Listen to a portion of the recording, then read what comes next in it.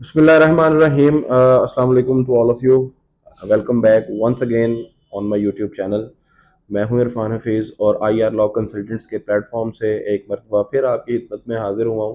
और आज की वीडियो बड़ी ही इंफॉर्मेटिव होने वाली है, स्पेशली उन स्टूडेंट्स के लिए जो कि यूके ट्रैवल करना चाह रहे हैं और वो इस कश्मकश में हैं कि हमारे कितने पैसे लगेंगे, टोटल एक्सपेंसेस हमारे क्या आएंगे।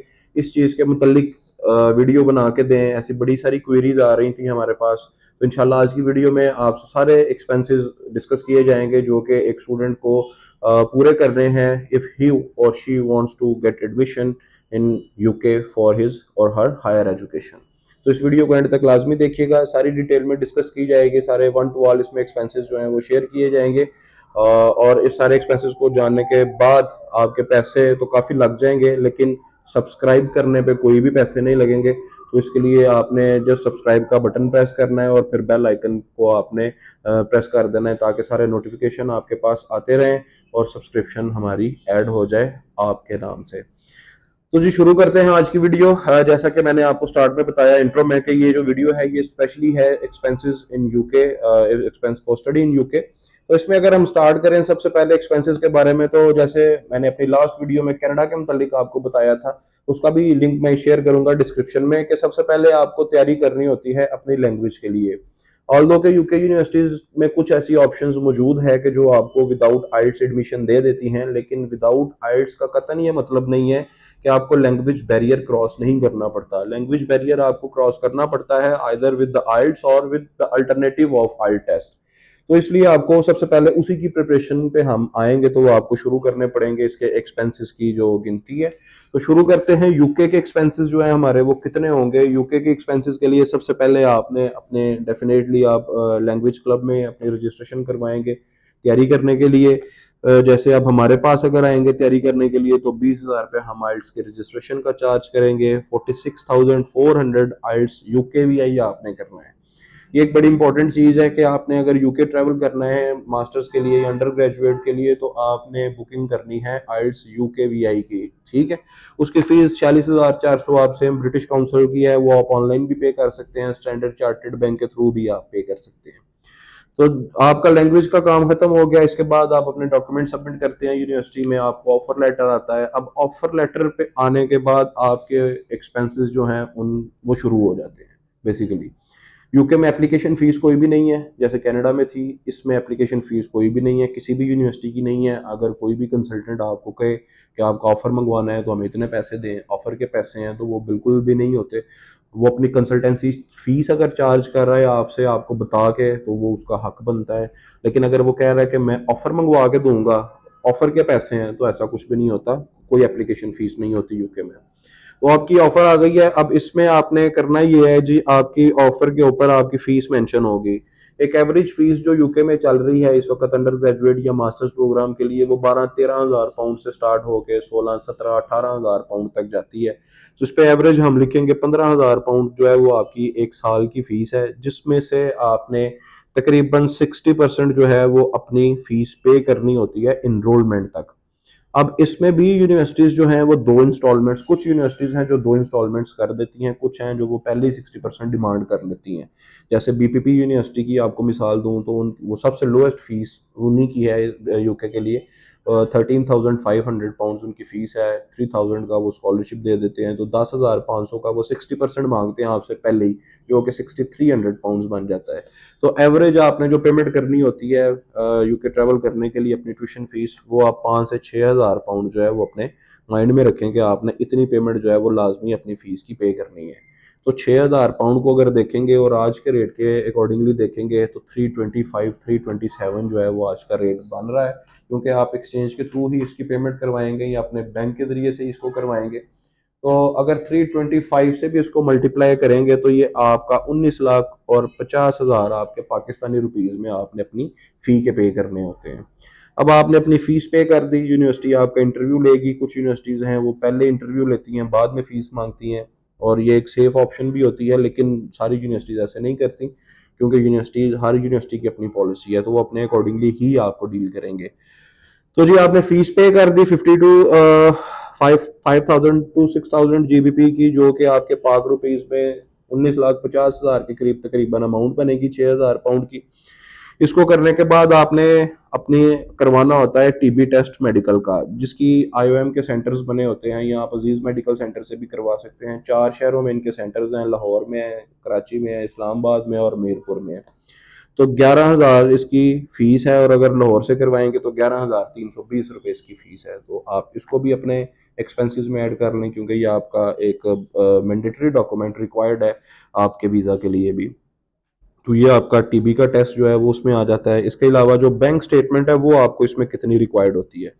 अब बैंक स्टेटमेंट जो है इसको कैलकुलेट करने के दो तरीके हैं, मीन्स दो तरीके नहीं है, इसमें दो चीजें ऐड होती हैं जिससे आप अपनी बैंक स्टेटमेंट को कैलकुलेट कर रहे हैं। मीन्स अगर आप इनर लंदन में जा रहे हैं किसी ऐसी यूनिवर्सिटी में जो कि मेन लंदन में है, तो उसके एक्सपेंसेस का, और ऐसी यूनिवर्सिटी जो कि दूसरे शहरों में है जैसे बर्मिंघम में है, मैनचेस्टर में है, लेस्टर में है या हैटफील्ड में है, तो उसके एक्सपेंसेस, और लंदन की यूनिवर्सिटीज जैसे ग्रीनिच यूनिवर्सिटी है, यूनिवर्सिटी ऑफ वेस्ट स्कॉटलैंड है, किंगस्टन यूनिवर्सिटी है, तो इनके एक्सपेंसेस दोनों में डिफर करते हैं। तो according to UKVI home office you will need 1334 pounds per month if you are travelling to inner London, जो कि 9 मंथ्स के आपके एक्सपेंसेस काउंट होते हैं, जो बन जाते हैं 12,006 पाउंड।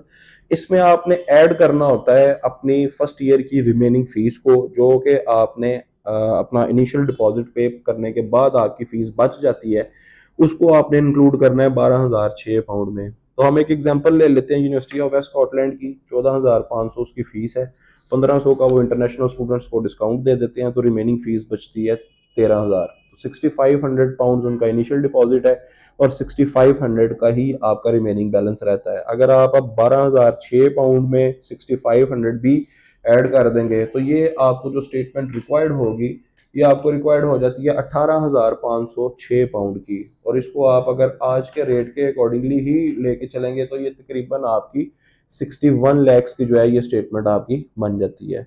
मोर देन 6 मिलियन या अप टू 6 मिलियन भी आप इसको कह लें, तो ये आपकी स्टेटमेंट आपको रिक्वायर्ड होती है।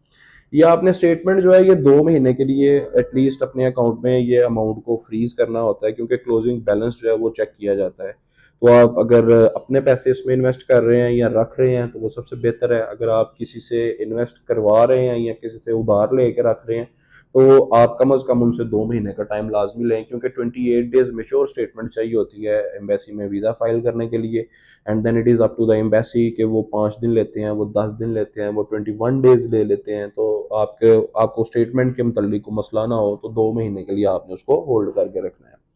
अच्छा जी, अब आपकी ऑफर भी आ गई, फीस भी दे दी, बैंक स्टेटमेंट भी करवा दिया, टीबी टेस्ट भी करवा दिया, अब आगे का क्या खर्चा है? आगे का खर्चा होता है आपका जब कैद आ जाता है, तो कैद आने के बाद हमारे 2 से 3 एक्सपेंसेस जो हैं वो मजीद होते हैं। अब 2 से 3 एक्सपेंसेस में हमारा सबसे पहले जो खर्चा होगा वो हमारी IHS पेमेंट होनी होती है, जो हेल्थ सरचार्ज पेमेंट है वो पेमेंट होनी होती है। अब ये डिपेंड करता है आपके कोर्स ड्यूरेशन पे, क्या आपका कोर्स कितने मंथ्स का है। अगर आप जा रहे हैं मास्टर्स के लिए, तो 99% जो यूनिवर्सिटीज हैं वो 1 ईयर मास्टर्स ही करवा रही हैं। कुछ कोर्सेज जो हैं वो 16 मंथ्स के भी होते हैं मास्टर्स के लिए। तो एक अप्रोक्सीमेटली जो आजकल हम अपने स्टूडेंट्स की IHS पे कर रहे हैं मास्टर्स वालों के लिए, उनकी जो IHS बन रही है वो मोर देन 2 लाख बन रही है। तो तकरीबन 2,10,000 के करीब आपने पाकिस्तानी अमाउंट जो है ये IHS की पेमेंट करनी होती है। और जैसे ही आप IHS की पेमेंट करते हैं, तो वो आपको आपकी एम्बेसी वीज़ा फीस के लिए भी कहते हैं कि आप अपनी अब एप्लीकेशन फीस पे करें, इसके बाद हम आपको आगे अपॉइंटमेंट देंगे। तो एम्बेसी फीस जो है ये भी पाकिस्तानी रुपीस में तकरीबन 1,10,000 के करीब ये आपकी एम्बेसी की फीस बन जाती है। इसके बाद जब आप एम्बेसी की फीस भी पे कर देते हैं, तो वो फिर आपको ले जाता है VFS के पोर्टल पे, जो कि जेरिस का ऑफिस है और कोलेब्रेशन है इनकी यूकेवीआई एम्बेसी के साथ। ये आपको सर्विस प्रोवाइड करते हैं आपके वीज़ा से मुतल्लिक, आपसे पासपोर्ट कलेक्ट करके।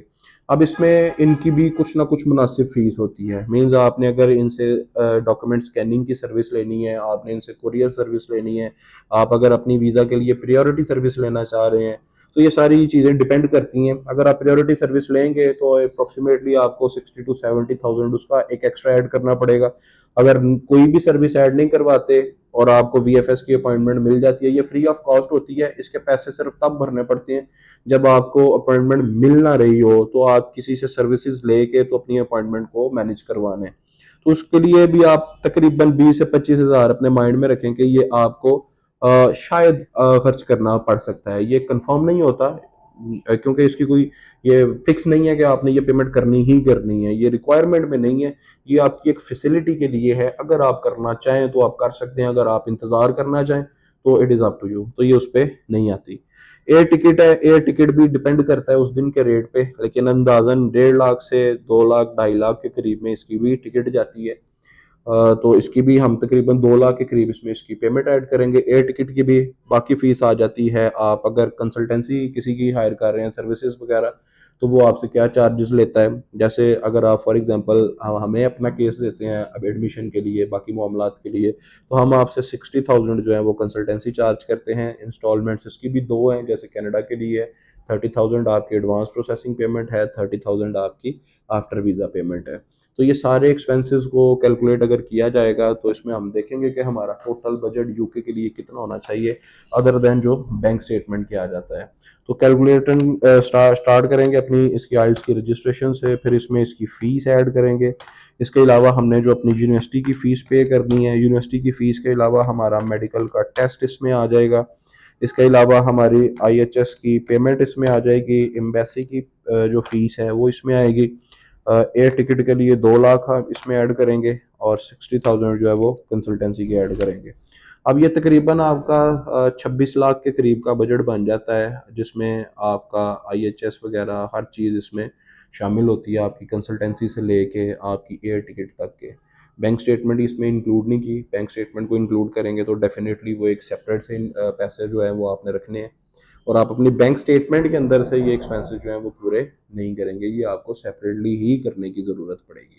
तो ये थी जी आज की वीडियो। मैं उम्मीद करता हूँ कि ये आपके लिए बड़ी हेल्पफुल रही होगी। एक्सपेंसेस के बारे में स्टूडेंट्स काफ़ी पूछ रहे थे इस मामले में भी, तो आप इस वीडियो को ज़रूर देखिएगा, लाजमी देखिएगा, और अगर कोई चीज़ आप मज़ीद पूछना चाहें तो हमें कमेंट करके भी इसके मुतालिक आप बता सकते हैं, पूछ सकते हैं। ये थी आज की वीडियो, और इस चैनल को सब्सक्राइब करते रहिए और शेयर करें इस वीडियो को।